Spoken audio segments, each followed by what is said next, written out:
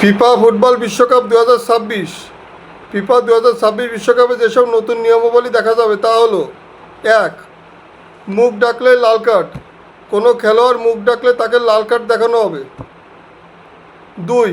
প্রতিবাদে মাঠ ছাড়লে লাল কার্ড, কোনো সিদ্ধান্তের প্রতিবাদ জানিয়ে মাঠ ছেড়ে চলে গেলে তাকে লাল কার্ড দেখানো হবে।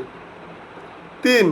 থ্রো ইনে 5 সেকেন্ড, থ্রো ইন করার জন্য 5 সেকেন্ড সময় পাবে এবং গোল কিক করার জন্য 10 সেকেন্ড সময় পাবে। 4. বদলি খেলোয়াড়ের জন্য সময়, খেলোয়াড় বদলের জন্য নির্দিষ্ট সময় বেঁধে দেওয়া হবে।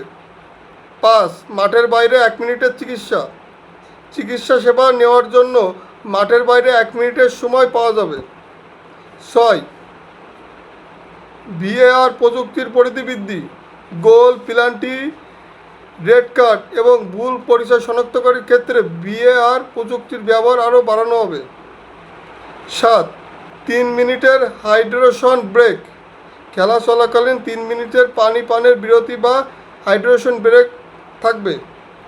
8.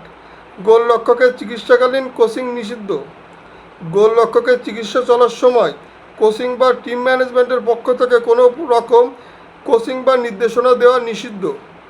এই সকল নতুন নিয়মাবলী 2026 বিশ্বকাপে প্রযোজ্য। এছাড়া আরও অনেক নতুন নিয়ম থাকতে পারে। ধন্যবাদ।